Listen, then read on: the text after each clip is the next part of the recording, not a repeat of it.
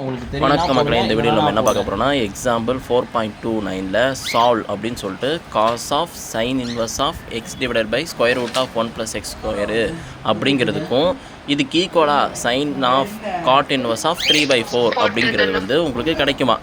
இதை நம்ம எடுத்து சால்வ் பண்ண போகிறோம். ஃபஸ்ட்டு லெஃப்ட் ஹேண்ட் சைட்லேருந்து மூவ் பண்ணலாம். சரி, ஓகேவா? ஸோ ஃபஸ்ட் ஆஃப் ஆல் நம்ம இப்போ என்ன பண்ண போகிறோன்னா, நம்ம வந்து இவன் வந்து ஒரு ஆல்ஃபாவாக எடுக்க போகிறோம். ஓகேவா? அதே மாதிரி உனக்கு இந்த பக்கத்தில் இருக்கிறதையும் அந்த மாதிரி தான் பண்ண போகிறோம். ஓகேவா? ஸோ நான் தனித்தனியாக பாகமாக பிரிச்சுக்கிறேன். லெஃப்ட் ஹேண்ட் சைடு அப்படின்னு சொல்லிட்டு ஆல்ஃபா இஸ் ஈக்குவல் டு உங்களுக்கு sine inverse of x divided by square root of 1 + x square அப்படின்னு சொல்லிட்டு எழுதிக்கிறேன். இங்கே நான் போத் சைடு வந்து சைனால் நான் மல்டிபிள் பண்ணால் எனக்கு சைன் ஆல்ஃபா அப்படிங்கிறது வந்து x divided by square root of 1 + x ஸ்கொயருன்னு சொல்லிட்டு கிடைக்கும். இப்போது இது வந்து பார்த்தீங்கன்னா ஆப்போசிட்டு, தென் இவன் பார்த்தீங்கன்னா உங்களுக்கு ஹைப்போதெஸ். ஓகேவா? ஸோ ஓவராலாக பார்த்தீங்கன்னா உங்களுக்கு வந்து இது ஒரு டீட்டா வழி தானே ஒரு ஆல்ஃபாங்கிறது. ஸோ நான் வந்து by using the Pythagoras theorem ஆல்ஃபாங்கிறத போட்டுக்கிட்டு ஆப்போசிட் வழி எக்ஸு, ஹைப்போதென்ஸ் வழி வந்து square root of 1 + x square அப்படின்னு எழுதிக்கிட்டு இதுக்கு அட்ஜசன்ட் வேல்யூ எடுத்து எழுதணும். இங்கே அட்ஜசன்ட் யாரும் தெரியாது.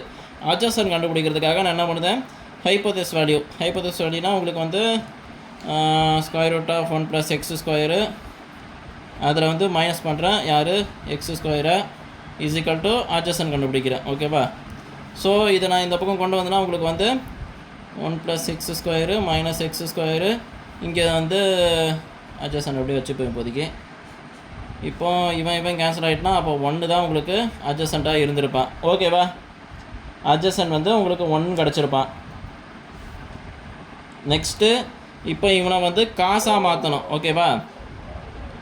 காஸ் ஆல்ஃபா, ஏன்னா வெளியே வந்து காஸ் ஆல்ஃபா தான் கேட்டிருக்கான், அதனால் நான் காஸ் ஆல்ஃபான்னு எடுத்துக்கிறேன். உங்கள் காஸ் ஆல்ஃபா அப்படிங்கிறது வந்து என்ன இருந்திருக்கும், உங்களுக்கு வந்து அட்ஜசன்ட் பை ஹைப்போதீஸ் அப்படின்னு சொல்லிட்டு எழுதலாம். உங்களுக்கு அட்ஜசன்ட் வந்து 1, ஹைப்போதீஸ் வேல்யூ வந்து உங்களுக்கு 1 + x ஸ்கொயரு.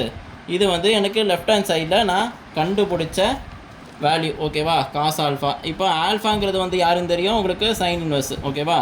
அப்போது cos of sine inverse of உங்களுக்கு வந்து x divided by 1 + x square அப்படிங்கிறது பார்த்தீங்கன்னா 1/√1 + x ஸ்கொயரு.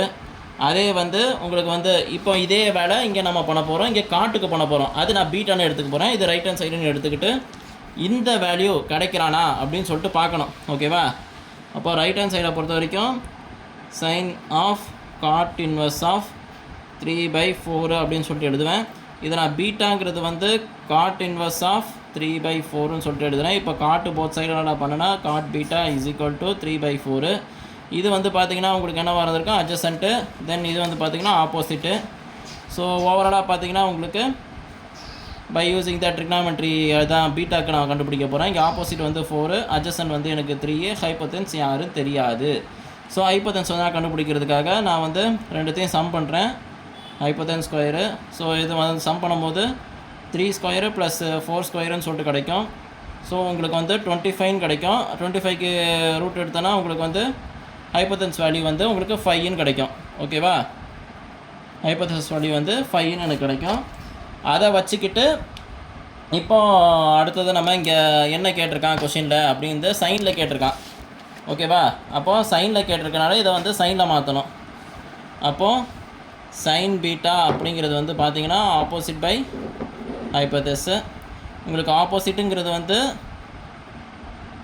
என்ன கிடைக்கிறான் அப்படின்னு பார்த்தீங்கன்னா, ஆப்போசிட் இங்கே என்ன கிடைக்குது, 4, அண்ட் ஹைப்போதெஸ் வேல்யூ வந்து உங்களுக்கு 5ன்னு கிடைக்குது. அப்போது சைன் பீட்டா அப்படிங்கிறது வந்து இங்கே பீட்டாவோட வேல்யூ வந்து காட் இன்வர்ஸ் ஆஃப் 3/4 அப்படிங்கிறது வந்து 4/5ன்னு கிடைக்குது. ஓகேவா? இது வரைக்கும் ஓகேவாம்மா?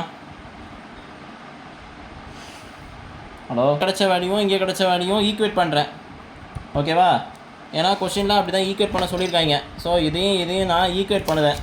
அப்படி ஈக்குவேட் பண்ணுறேன்னா அப்போ எனக்கு வந்து லெஃப்ட் ஹேண்ட் சைடை பொறுத்த வரைக்கும் 1/√1 + x square is equal to 4/5ன்னு சொல்லிட்டு கிடச்சிருக்கோம்.